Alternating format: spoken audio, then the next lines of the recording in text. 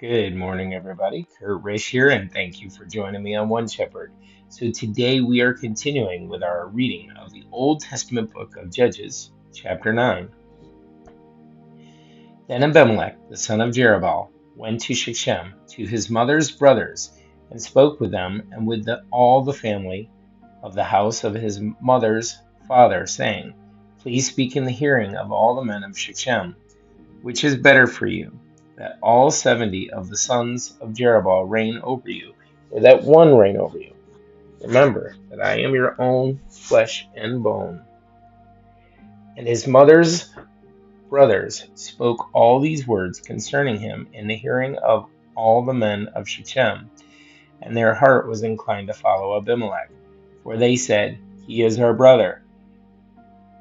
So they gave him 70 shekels of silver from the temple of Baal-berith, with which Abimelech hired worthless and reckless men, and they followed him. Then he went to his father's house at Ophrah and killed his brothers, the 70 sons of Jerubbaal, on one stone. But Jotham, the youngest son of Jerubbaal, was left, because he hid himself, and all the men of Shechem gathered together, all of Beth Milo, and they went and made Abimelech king beside the terebinth tree at the pillar that was in Shechem. Now, when they told Jotham, he went and stood on top of Mount Gerizim, and lifted his voice and cried out, and he said to them, Listen to me, you men of Shechem, that God may listen to you. The trees once went forth to anoint a king over them, and they said to the olive tree, Reign over us. But the olive tree said to them, Should I cease giving my oil, with which they honor God and men, and go to sway over trees? Then the trees said to the fig tree, You come and reign over us.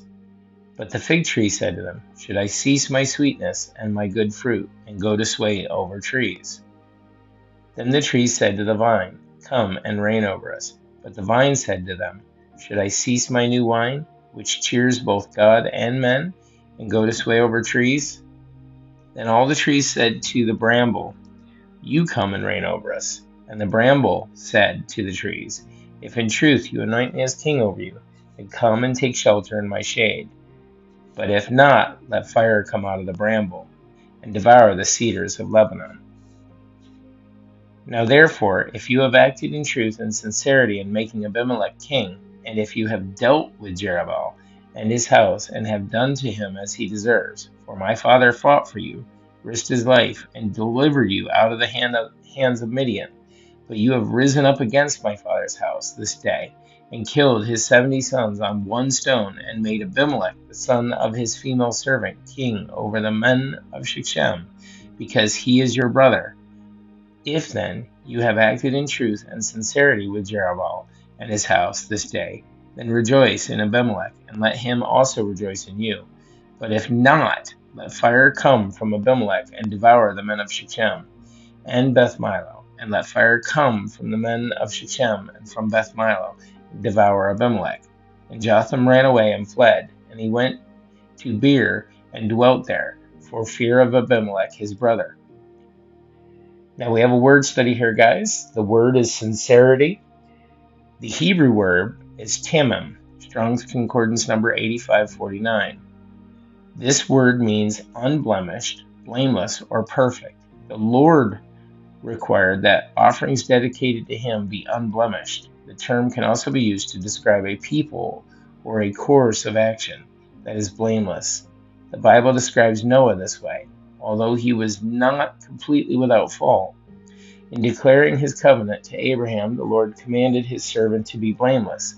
In his farewell discourse, Moses gave the charge to the children of Israel to be blameless. Many years later, Joshua did likewise, exhorting the people to serve the Lord in sincerity and in truth. Continuing with verse 22. After Abimelech had reigned over Israel 3 years, God sent a spirit of ill will between Abimelech and the men of Shechem, and the men of Shechem dealt treacherously with Abimelech, that the crime done to the 70 sons of Jerubbaal might be settled, and their blood laid on Abimelech their brother, who killed them, and on the men of Shechem, who aided him in killing of his brothers. And the men of Shechem set men in ambush against him on the tops of the mountains, and they robbed all who passed by them along that way. And it was told to Abimelech. Now Gaal the son of Ebed came with his brothers and went over to Shechem, and the men of Shechem put their confidence in him. So they went out into the fields and gathered grapes from their vineyards and trod them and made merry. And they went into the house of their God and ate and drank and cursed Abimelech. Then Gaal the son of Ebed said, Who is Abimelech and who is Shechem, that we should serve him? Is he not the son of Jerubbaal, and is not Zebul his officer? Serve the men of Hamor, the father of Shechem. But why should we serve him? If only this people were under my authority, then I would remove Abimelech. So he said to Abimelech, Increase your army and come out. When Zebul, the ruler of the city, heard the words of Gaal the son of Ebed, his anger was aroused, and he sent messengers to Abimelech secretly, saying, Take note, Gaal the son of Ebed and his brothers have come to Shechem, and here they are fortifying the city against you. Now therefore, get up by night, you and the people who are with you, and lie in wait in the field. And it shall be, as soon as the sun is up in the morning, that you shall rise early and rush upon the city. And when he and the people who are with him come out against you, you may then do to them as you find opportunity. So Abimelech and all the people who were with him rose by night and lay in wait against Shechem in 4 companies. When Gaal the son of Ebed went out and stood in the entrance to the city gate, Abimelech and the people who were with him rose from lying in wait. And when Gaal saw the people, he said to Zebul, Look, people are coming down from the tops of the mountains. But Zebul said to him, You see the shadows of the mountains, as if they are men. So Gaal spoke again and said, See, people are coming down from the center of the land, and another company is coming from the diviner's terebinth tree. Then Zebul said to him, Where indeed is your mouth now, with which you said, Who is Abimelech, that we should serve him? Are not these people whom you despised?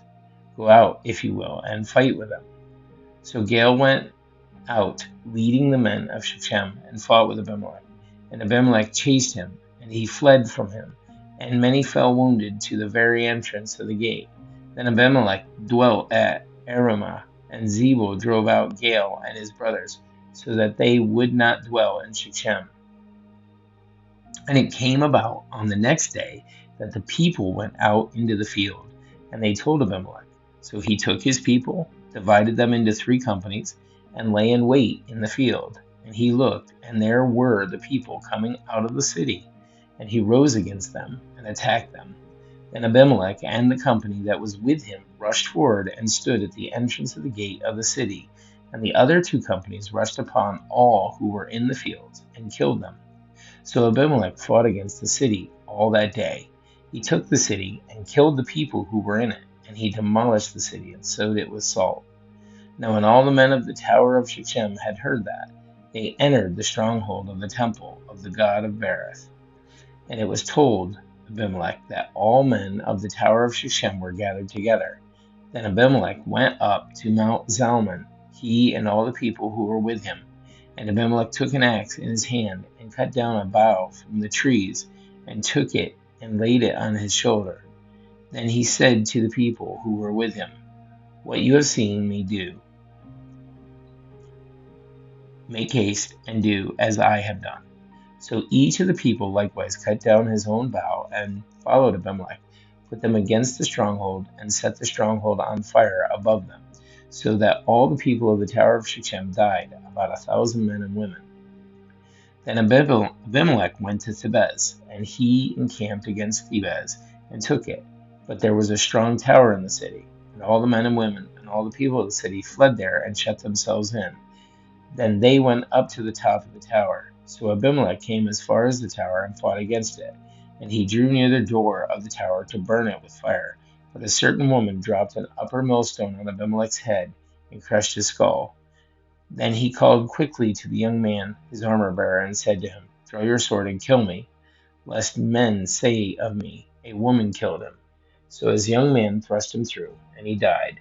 And when the men of Israel saw that Abimelech was dead, they departed every man to his place. Thus God repaid the wickedness of Abimelech, which he had done to his father by killing his 70 brothers, and all the evil of the men of Shechem. God returned on their own heads, and on them the curse of Jotham, the son of Jerubbaal. Guys, that's it for our reading of Judges chapter 9. Thank you so much for joining us. Be sure to like and subscribe below, and may you have a great day, and God bless.